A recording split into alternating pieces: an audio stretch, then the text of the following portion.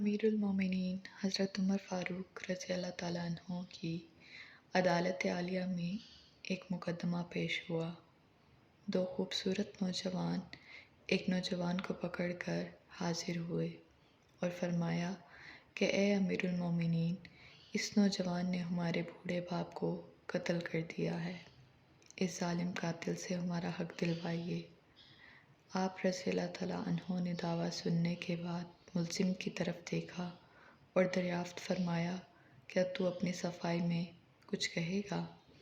ملزم نے عرض کی، ہاں امیر المومنین، یہ جرم واقعی مجھ سے صادر ہوا ہے۔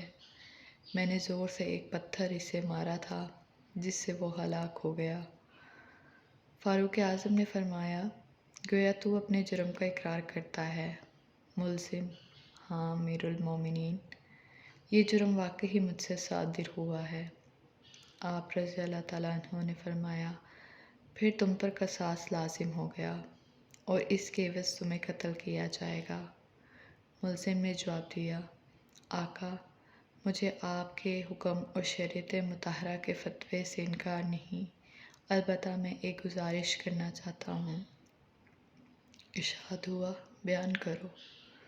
عرض کی، 3 دن کی مہلت چاہتا ہوں، 3 دن کے بعد حاضر خدمت ہو جاؤں گا۔ عظیم قائد نے کچھ دیر سر جھکا کر سوچا، غور کے بعد سر اوپر اٹھایا اور فرمایا، اچھا، کون ضامن ہوگا تمہارا کہ تم واقعی وعدہ کو ایفا کرنے کے لیے تیسرے دن عدالت عالیہ میں حاضر ہو کر خون کا بدلہ خون سے دو گے؟ عمر فاروق کے اس ارشاد پر اس جوان رونا نے پر امید نظروں سے حاضرین مجلس کا جائزہ لینے کے بعد حضرت ابو ذر غفاری کے متدین پر نور چہرے پر نگاہیں گاڑتے ہوئے ارشاد کر کے کہا، یہ میری ضمانت دیں گے۔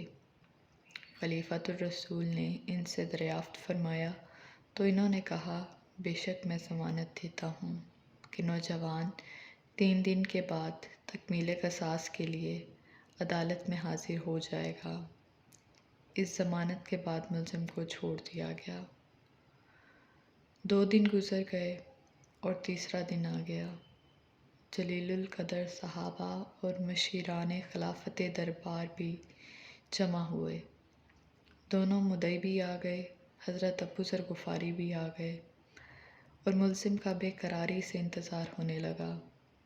جوں جوں وقت گزرتا جا رہا تھا، صحابہ کرام کا اضطراب بڑھتا جا رہا تھا، کیونکہ ملزم ابھی تک نہیں پہنچا تھا اور وقت قریب آ رہا تھا، اور صحابہ کو ابو ذر کی نسبت پریشانی ہونے لگی۔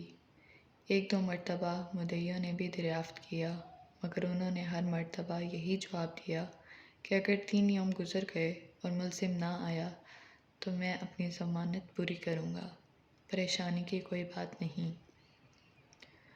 جب حاضرین پریشانی کی انتہا پر پہنچ گئے اور دہلات دینے والے انجام کے تصور سے سہم گئے کہ اچانک ایک طرف سے ملزم دربار میں آ حاضر ہوا۔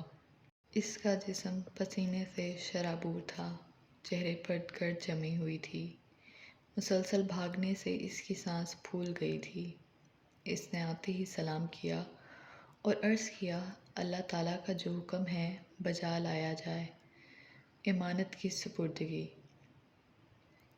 آپ رضی اللہ تعالیٰ عنہ کی دریافت کرنے پر ملزم نے بتایا کہ میں امانت والے کے سپرد کرنے گیا تھا۔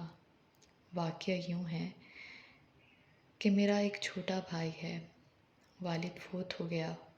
موت سے پہلے اس نے میرے پاس میرے چھوٹے بھائی کے لیے کچھ سونا رکھا تھا اور وصیت کی تھی کہ جب وہ جوان ہو جائے تو اس کے سپرد کر دینا۔ میں وہ سونا ایک جگہ رکھایا تھا جس کا مجھے ہی علم تھا، اس لیے میں اس سونے کو اس کے سپرد کرنے گیا تھا۔ الحمدللہ میں نے امانت اس کے سپرد کر دی جس کی وہ تھی۔ امیر المومنین رضی اللہ عنہ نے ابو ذر غفاری سے پوچھا کہ آپ نے اس کی ضمانت کیوں دی تھی؟ کیا یہ آپ کا واقف تھا؟